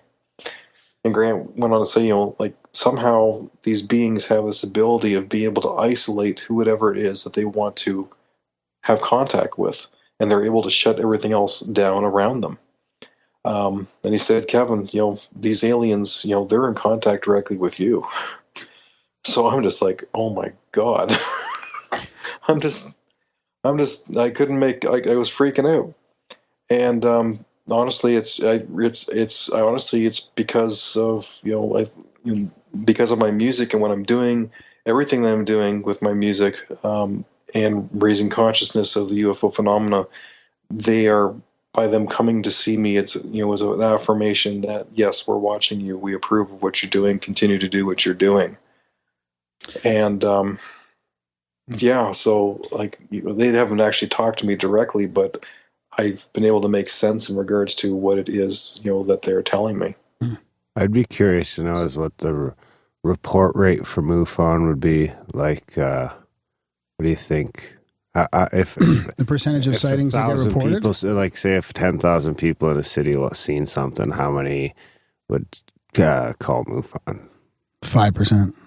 That's extremely optimistic, I think. No, I think it's less than 1%. Really? Do you think that other people have come forward? I think 99% don't even know what MUFON is. I don't think people would. But I know that, as far as me being the only person who saw this thing, I was on the Monday after the Alien Cosmic Exhibition. I was on Rob McConnell's show, who runs the X Zone, and he's actually from Hamilton too. And when I talked to him, he said that he had ran reports prior to talking to me on the phone to all the whatever databases there are to look for UFO sightings, and he found that there were 0 anomalies the night of my sighting. Wow! So as far as the official record goes, I was the only one who saw what I saw. To the point that even after I had my talk with Rob McConnell, I got an email the next day from his producer, who blatantly said, due to the lack of evidence of your sighting, we are no longer pursuing your story. And they've disassociated with me. Wow. I've often wondered if it's I flip-flop back and forth between what happened with your sighting, which is like they're isolating you, between that and somebody just having a different perception or a different vibration that allows them to see different things. Like maybe it's both. Maybe in certain circumstances it's both. But I know there's quite a few where, multiple people like even I was out the other night with a Sea City group trying to see some UFOs, and two of the guys saw this squiggly thing going around up there, like let's say like the brightness of a star, but really, and nobody else could see it. Like and a then sparkler? And then three of us saw a flashbulb, and other people couldn't see it. So I wonder if they're like isolating, if that was some sort of presence, if they're isolating groups of us, or if it's just like a different thing, more about our perception or something like that. Well, I've talked to some other people, and they describe the same thing where they have seen craft, and there's other people who've been around them in the same area who did not see it, and they're just surprised that other people did not see it. Yeah. And then when they are asked about you asking other people if they saw it, they're like, "No, I didn't see anything." I mean, and one guy who he described, like I forget which radio station he's on, but it has to do with one of the UFO ones. He said that what he saw in the sky was the size of a football stadium, and it was completely covered in these dazzling lights and stuff. And he doesn't know how he could be the only person who saw it when there's other people who are around. Yeah, yeah. It just doesn't make any sense. So I think that they're somehow, they will allow people to see them, and other people they will not see them. It's maybe some kind of consciousness thing. I talked to other people too, who has had the same experience where they saw a UFO and nobody else was able to see it or refused to look at it. That's interesting. So, but as Grant says, if you do see it, it's because they want you to see it, and you're part of the game. So, anybody who has had an experience, you're part of the game. And like Grant says, if the UFO phenomenon was a game, it'd be the Super Bowl, something like that. He's got a quote. So tell us more about how you get your creative spark. Like you mentioned, lucid dreaming. Did you notice any change when you started writing your music for Pyramids on Mars? Like where the creativity was coming from? I know that when I was, it's kind of funny. For a period of 10 years, I lost my musical ability. Wow. Because I had kids and I just didn't have time to practice, and I ended up losing my bands because I had a family, and I lost track of creativity to the point that I was trying to read books on how to be creative again. Oh wow. It was a really dark period of my life. I hated God. I was angry at God. I stopped going to church and all this other kind of stuff, and I was really bitter and suicidal actually too. And then it was back in 2010. We got a letter from our church saying, you haven't been to church in a while, but maybe we want to think about coming back and trying it again. And so I did, and it didn't all happen all at once. But after 6 weeks of me, going to church, a light came back on in my soul again, and I asked Christ to come back into my life. And it was like he gave everything back to me that I had lost instantly. And Pyramids on Mars was born. And I just started writing music, and I never stopped. And the music has just flowed right through me. So it was like when I turned myself off from God, it was like I had pulled my plug out from the universal consciousness. And when I came back to him, it all came back, and it's flowing from a very deep part of me that I don't know where it's coming from now.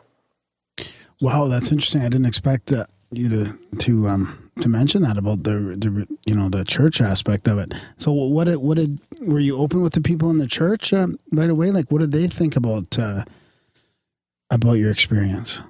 About my spiritual awakening? Yeah, and then I guess your sighting as well.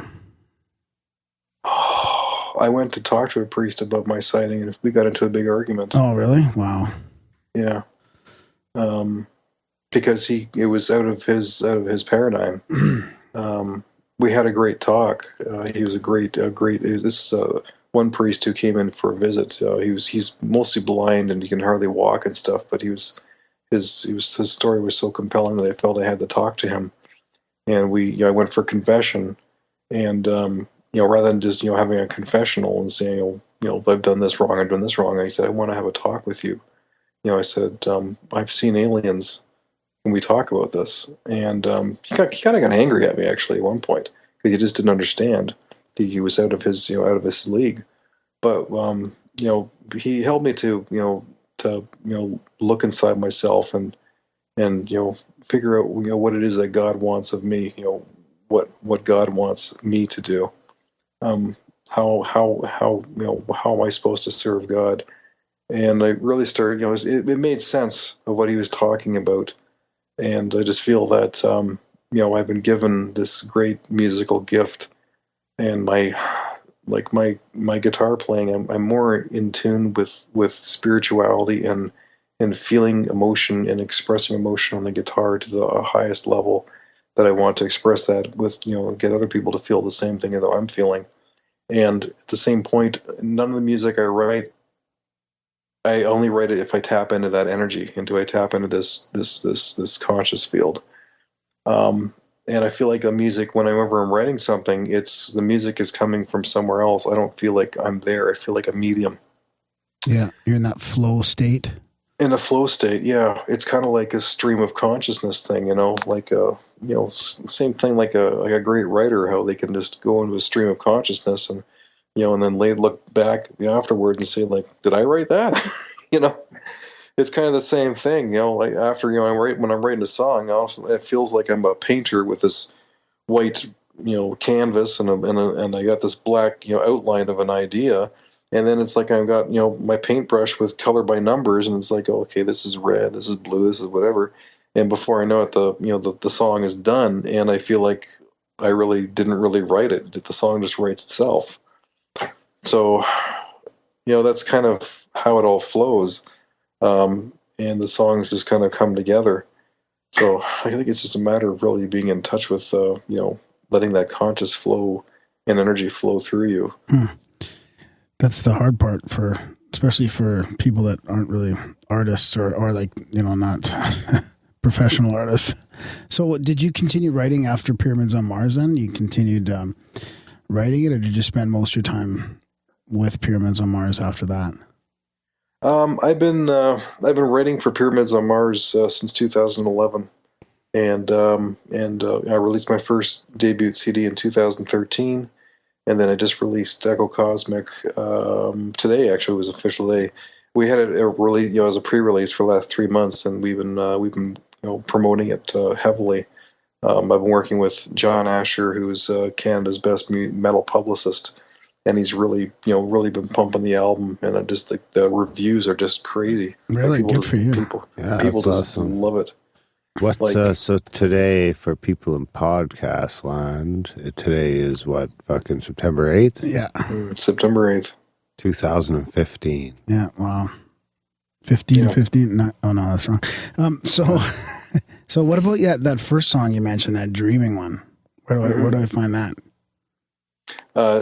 Dream Division. Yeah, That's is you can my whole of Echo Cosmic. You can if you go to www.pyramidsonmars.com, you can click on any of the songs right there where the album is, and you can listen to them streaming. Oh, Dream Division's on Echo Cosmic. Oh, okay.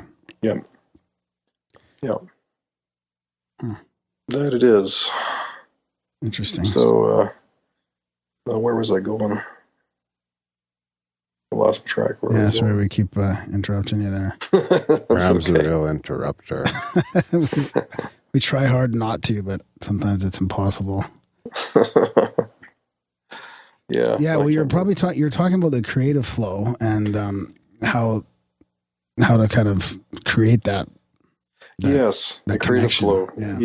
Yeah. So I I don't write anything unless I'm in that creative flow that I feel it, and the songs have to come from somewhere, and I don't sit there and consciously try and write a song. It's got to come as a flow from somewhere, and after Echo Cosmic, I kind of didn't have any new ideas coming because I just been so focused on promoting the new album. But I got like two new song ideas already for my next album, and it's kind of funny where the ideas came from because like I got into a bit of a debate with my boss, and we end up resolving things. And I go down to the kitchen in the basement, and all of a sudden this song comes in my head, and I hear this riff going, and I'm like, this sounds really cool. Hey, this is gonna be an awesome idea for a song. So I run upstairs and I start tracking, writing out all the tablature for it. So like the flow just comes, and when it comes, you got to listen to it, and you got to grab it from the air and write it down. Can you cheat to get there, or can you help yourself get in the zone? Like, I don't know. Yes, you can. Meditating or smoking a joint. Mushrooms probably be a bit fucking much for them because you can't pick up the guitar. But definitely a couple of bong hits could get me feeling a little bluesy. I usually, alcohol is my thing. But, I usually drink, wine or something like that, and then I go watch, a bunch of Metallica videos on YouTube or something like that. Or, Satriani or something. Then I go and, pick up my guitar and start playing some really cool stuff and just whipping things off. But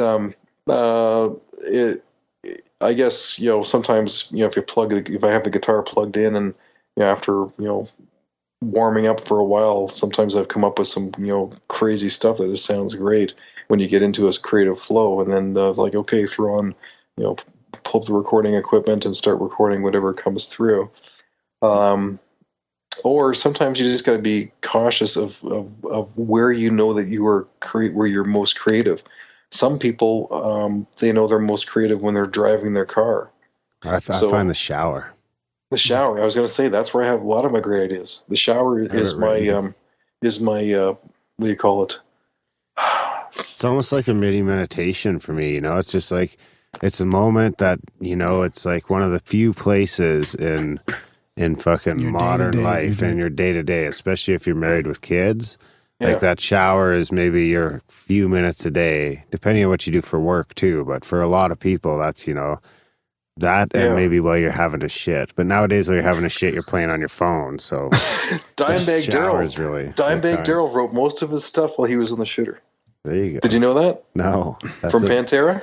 Yeah, I remember those Pantera days. I need to download that album. He used to have Cowboys from Hell. Yeah, he had a guitar by the crapper all the time because he said that's where he got his greatest riffs. Definitely in the shower, I'll get, like, if you try too hard, you can't force it, but that's where you're sitting there and it'll just be like a little eureka moment.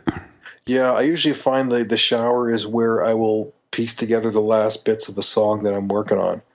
So if I've got like a song that's like, almost completed, but it lacks a guitar melody, like the last, like the lead guitar, because that's the last thing that goes on my songs is the lead guitar and the guitar solo.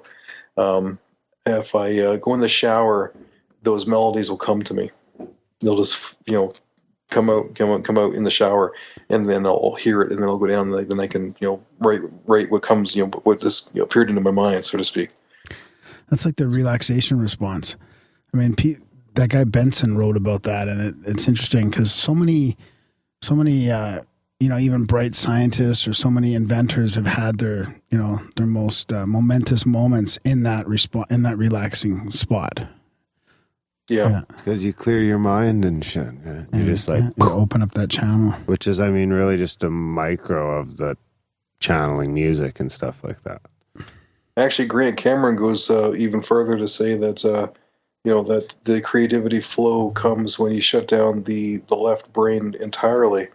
And many computer scientists, like the guys who created Google and even Steve Jobs and that give a lot of claim to, or give a lot of, what do you call it? Credence. Like saying, thank you to LSD for helping me, see the light, so to speak, or for me to make my ideas. Otherwise, computers wouldn't exist.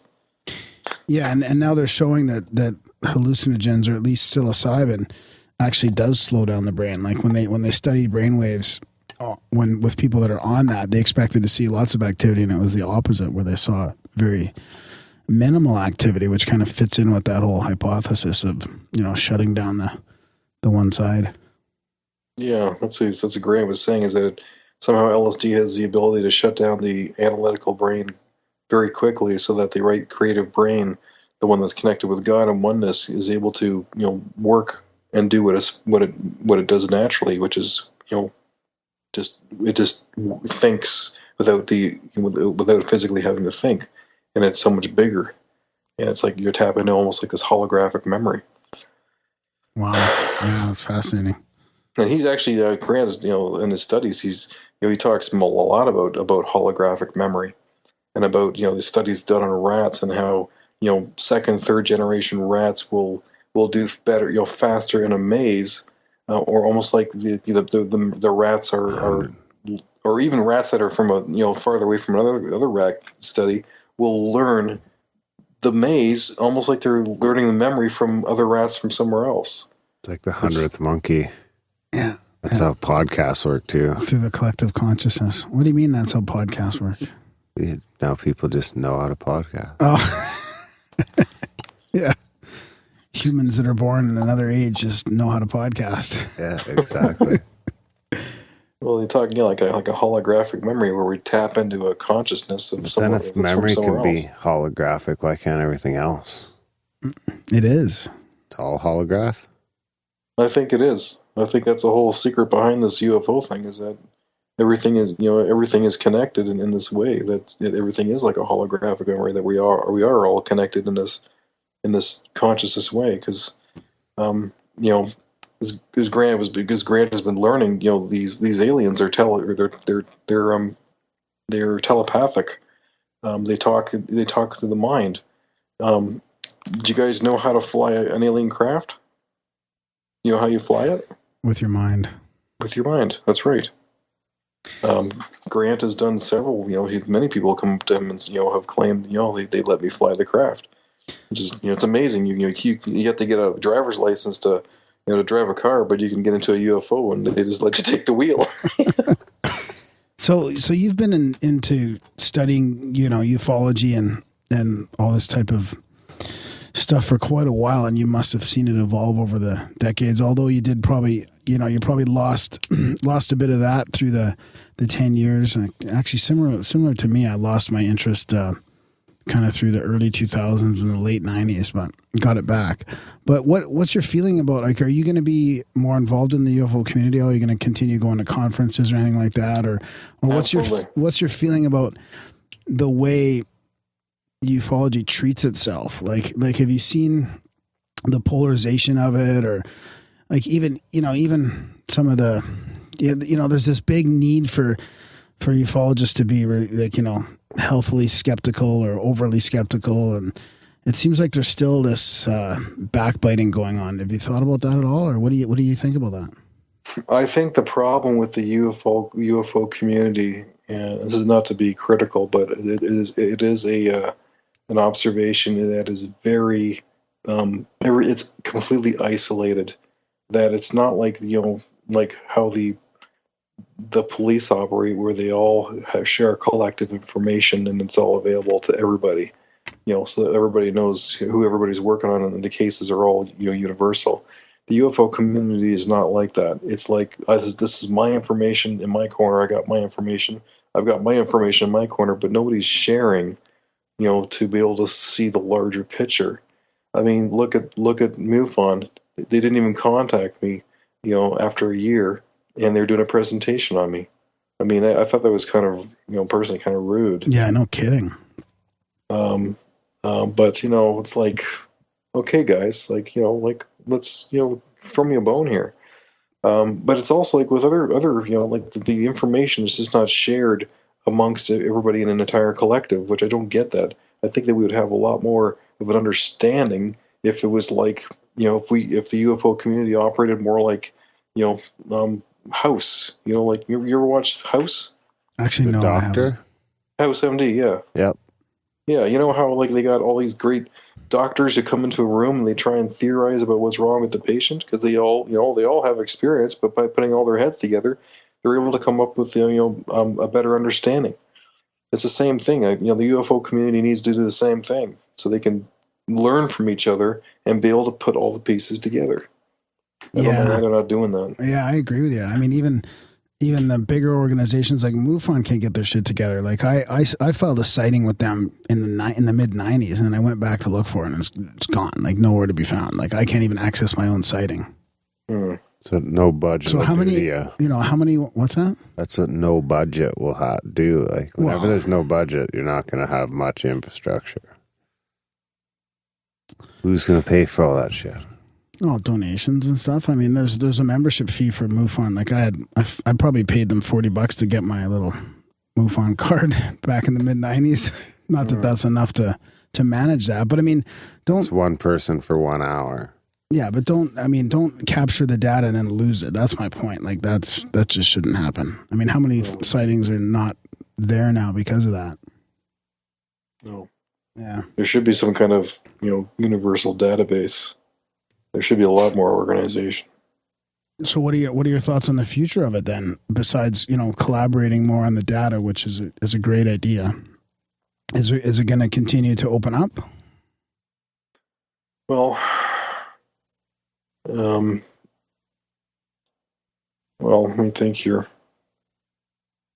Like I know, from as far as what I want to do, I'm going to be continuing to, gather more information and learn as much as I can.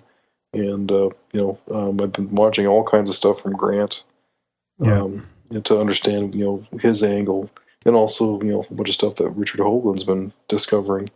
So, I'm continuing to educate myself, and, because I'm now in this circle, I've been introduced to a lot of important, experiencers, particularly Chris Bledsoe.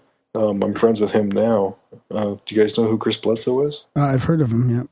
Yeah. Well, his story is being turned into a major motion Hollywood film, and I believe Mel Gibson's going to star in it. But I've had a chance to talk with Chris myself, one-on-one. And the stuff that he's told me is just unbelievable. That has religious connotations to it as well. Like good versus evil type stuff? Nope. He's been in contact with extraterrestrials. He's been given a message to the world to share with the world. But some of the information that he's also been given is has religious connotations to it. So. Wow. Figuring out the connection between God, Jesus, and these extraterrestrials. I think Chris has the answer. He's been given that. He's been told the truth. Can you tell us? No, I cannot. It'll be coming out in the movie, Darren. I don't even know what's in the movie, but I know that Chris has shared with me some stuff that I am still trying to wrap my head around. So I don't want to talk to anybody else about it because I don't understand it myself. Fair enough. I just don't want to, share anything that Chris has, shared with me privately. Yeah, exactly. Because I don't know. It's his information, and he's the one who knows what he's talking about. And I don't want anything to be misunderstood, and I don't want to be accused of, breaking confidentiality. Are you going to go down to UFO Congress or anything like that? And I like to go to a lot of places, but right now I make so little money where I work that it's going to be a long time before I can go anywhere. Yeah, there should be some local stuff in Toronto. You're not far from Toronto, are you? No, I can go to Toronto. I can go to stuff in Toronto. Yeah. Yeah. Have you been on Richard Serrett's show yet? The conspiracy show. Whose show? Richard Serrett. He's based out of. It's an actual like AM radio show, but it comes out in podcast format as well. And you should check him out and go on his show. And he's got a couple. He kind of sponsors a couple like conspiracy related events too in Toronto. How do you spell his last name? Syrett, I believe, Darren? Syrett. Yeah. It's like Zoomer 740, I think. Yeah. Yeah, a fellow local guy, great guy. He's got a bit of a Christian aspect to all this stuff as well. All right, cool. I just wrote that down. I'll have to check that out. Yeah, for sure. Well, the cool thing is, 2 weekends ago, I got contacted by Art Bell's producer. Oh, nice. Yeah. So she and I talked for almost an hour and a half. And, wow. Yeah, and so she's trying to get me onto his show. Is that happening again? We should get Art on our show. Good luck. Yeah, that's going to be tough. Yeah, so I'm really excited about that because that could be a huge exposure for Pyramids on Mars. But at the same point, I also want to be addressing the larger picture of what's going on with these musicians and this alien phenomena and the connection. Yeah, and how I'm tied into it all because it's still blowing my mind, and I'm still trying to make sense of things. And what Chris told me is that my story is not over. My contact with them is definitely not just he said they're going to be back. It's going to get bigger and bigger and bigger. So I'm like, oh my god. So every night I'm like always sleeping with one eye open. Is it exciting or scary? Both. Yeah. I mean, like I'm mentally prepared now, and I will not be surprised if one of them comes walking through a wall and looks at me and says it's time. I know that someday that's going to happen, and so it's exciting, but at the same time it's completely terrifying. It's just like, oh my god, like how would you feel? Like like seeing what I did see, and I've gone through it so many times in my mind trying to think of and the coincidences just add way too much up. I mean, okay, yeah, I've been told that I'm the only person who saw this thing, but then when I start adding up all the other coincidences, I step out on my porch and the thing immediately appears within seconds. B, the sighting only lasts a matter of a minute to a minute and a half. If I had stepped onto my porch a minute earlier or a minute later, I would have missed it.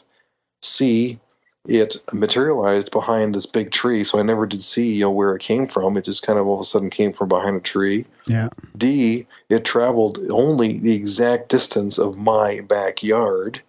It didn't continue traveling across the sky. It turned and moved and went south, and its complete path was exactly my backyard. E, it appeared in such a majestic way that there was no way for me to be able to say that, oh, that was like a shooting star or something like that. No, this thing was like a few thousand feet away. It was really close. It was disc-shaped. It was covered in plasma. It was two-dimensional. You can't make this shit up. Yeah. I can't make it up because I've never seen anything like that in real life. I've never seen anything like that even in movies. Nowhere have you ever seen anything in anywhere that's two-dimensional. Have you ever seen anything that's two-dimensional? Okay, besides a solar eclipse, but how do you explain this stuff? And once again, it was so crazy looking that it took me 6 months to be able to analyze all the things that I was looking at when I saw this thing, because it's so crazy looking. Yeah, no, we get it. We get it. I feel the same way. It can go on for decades, trying to figure this shit out. Yeah, well, for the first 2 weeks after my sighting, I was so upset. I was devastated almost. Like my whole world was turned upside down.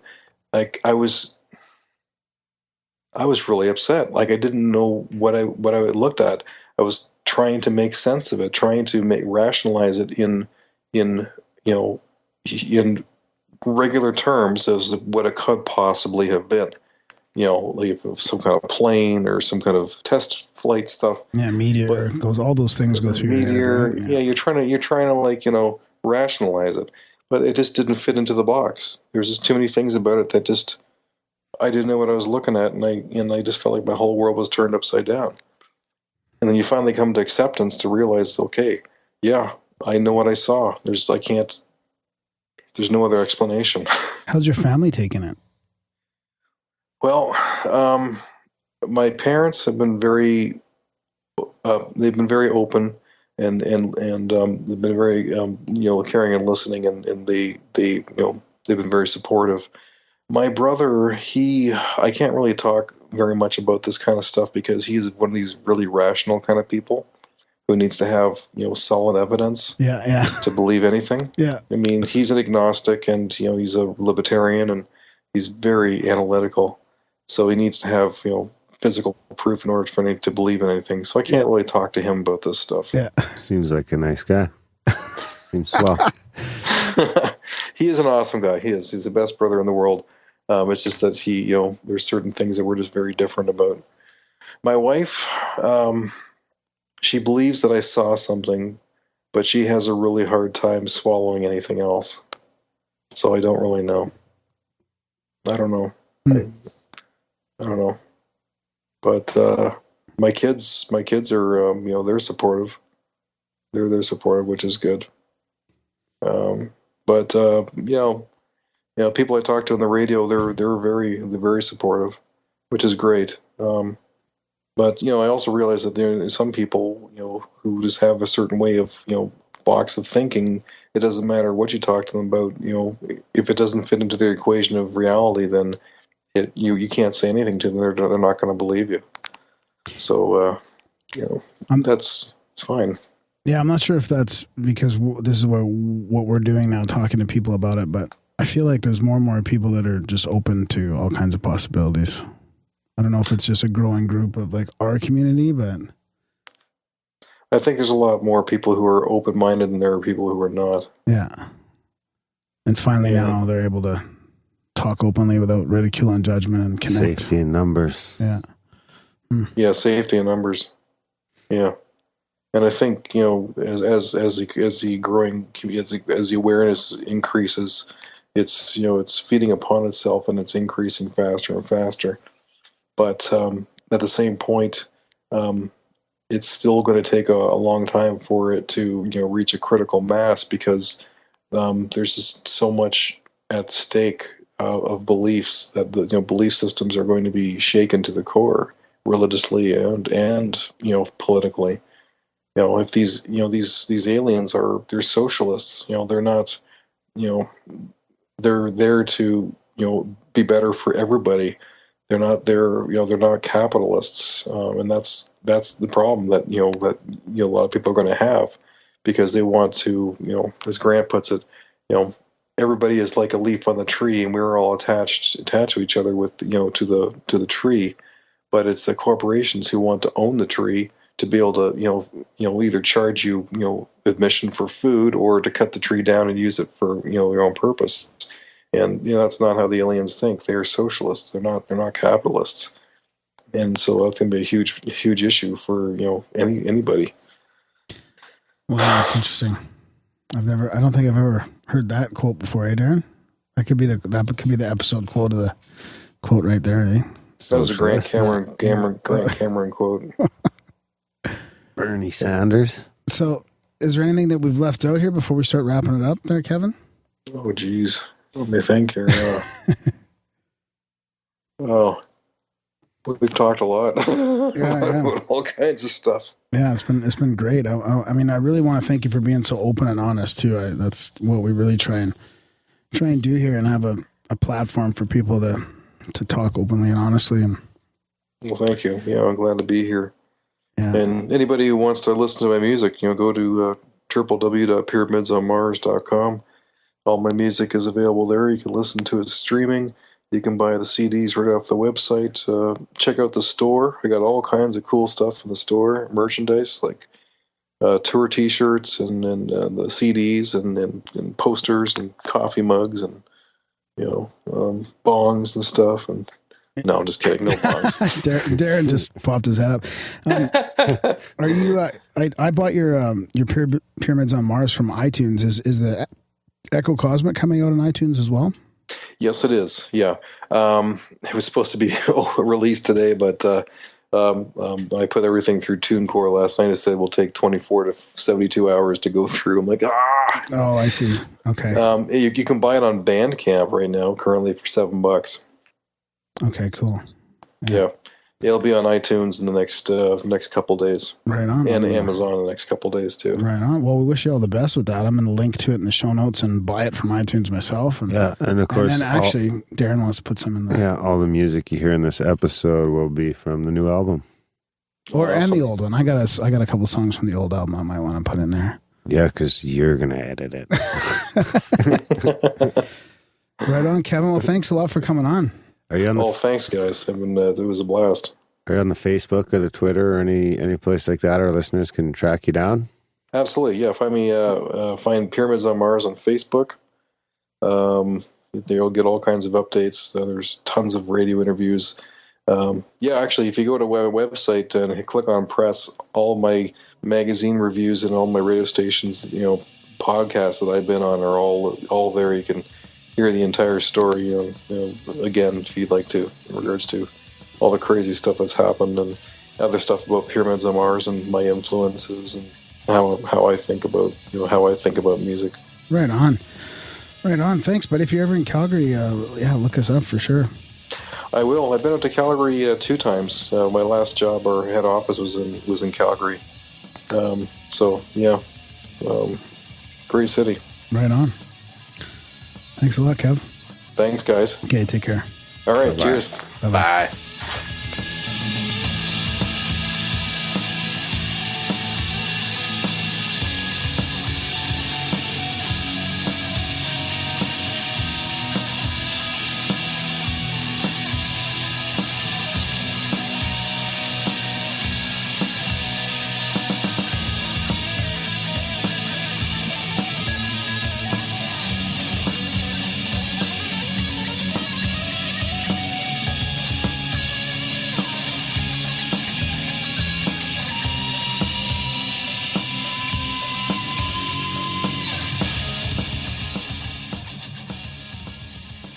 And that was our chat with Kevin Estrella. What do you think, buddy? Yeah, it was good. Yeah, I like that. Did you? Yeah, I wish I would have known. I got mixed up. I didn't realize that one CD he was releasing is coming out today. We did lose a bit of audio there, too. No. You didn't notice the Mac restart? The whole computer restart? Well, you're going to have to get it out of Mixler then. If the computer fucking shuts down, it's not broadcasting to Mixler. Oh, you got to be kidding me. He was on a roll there, too. It's going to take some patchwork. Oh, my God. I can't believe that you're just coming to terms with this now when you've seen the computer turn off completely. Well, maybe, I don't know. Could have been worse. So I got it figured out. What? Not that I really care about the answer so much, but... What do you got figured out? Well, the others are taking our artists and musicians away for concerts in other, neighborhoods. And then altering their memory? Well, yeah, maybe that's all part of it, but they're what do you call it when you feed somebody, like you Nurture the artist, and then when at this certain point you kind of I feel like I'm playing charades. And you can even do it just with a conscience, like maybe it's not physically, but you bring them over and then they play their like earth-based instruments to like an alien crowd or something like that. Oh, come on. Maybe. I think it's maybe just that people who are more artistic are already more in tune to that side of things. Yeah, that could be it for sure. So that's just it. They're more likely to be listening. And they might be more likely to be open about their experiences as well. But they could, and they could still just be. They're still all interpreting something else in their own sort of way, I suppose. But with the MUFON shit, I just think that it's less than 1 in 1,000 people that report their shit to MUFON. Well, who knows? That's all speculation. If you walked around downtown Calgary and asked 100 people if they knew what MUFON was, how many do you think would say they knew? 10. So 10% of people even know it. Only 10% of the population even know what MUFON is. And then how many people would actually report something? So how many of that 10%? So you're already only 1 in 10 of people that see a UFO know what MUFON is. And then how many do you think are going to go to the trouble to track down this fucking MUFON. What's your point, though? I'm trying to get to the people who say that they're the only ones who experience something. Maybe 5,000 people experienced it, but he's the only one who bothered to call MUFON. No. The point is that it happens more often when you're with other people, or when there's other people that are there and they see something different. Like his sighting in the lake, where he saw that flaming moon thing coming at him, and his buddy saw it coming out of the water, right? So they're seeing different things. Wait, that's a different subject. That's not the point I was addressing. No, but what I'm saying is that I get what you're saying, but you just railroaded the conversation. No, because that's the point. You didn't have to answer my question. I know what you mean, yeah. Okay. I know what you mean. I'm just saying it comes from other sightings where there's people seeing different things, or a bunch of people around and only some of the people see it. Like, why only some? I don't know. Maybe only some are looking. And maybe he was the only one that saw it out of thousands of people in Hamilton. Tens of thousands. Yeah. Hundreds of thousands. It was just for him only. Or maybe 5,000 people seen it. Only one person reported it to MUFON. No. No? Not buying it. Not buying Not buying that one. That is too far-fetched. Okay, guys. Hope you enjoyed the chat. Big thanks to Kevin for coming on. And as always, support the show, grimerica.ca/support. Head on over there. Check out how you can keep us sponsor-free and ad-free. And, of course, if you can't afford to support monetarily, we do always love artwork. We love sending grammar stories or trip reports or synchronicities and reviewing the show and telling your friends. Thanks a lot. Wasn't September Tell a Friend About the Show month? Yeah. That's right, motherfuckers. Oh, yeah, and check out that one post there. You can go and buy Sleestack music and support the show at the same time. Yeah, thanks, Matt. So you actually get something for your money instead of just us rambling assholes. All right, guys. Thanks for listening, and we will see you next week. When are we live next? We never talk about that. Oh, live. We're live. Oh, right after the day after this comes out. We're live twice. Saturday at midnight. And Saturday at 9. Saturday night at 11 and 2 in the morning. Eastern. All right, guys. Thanks for listening, and we will see you next week.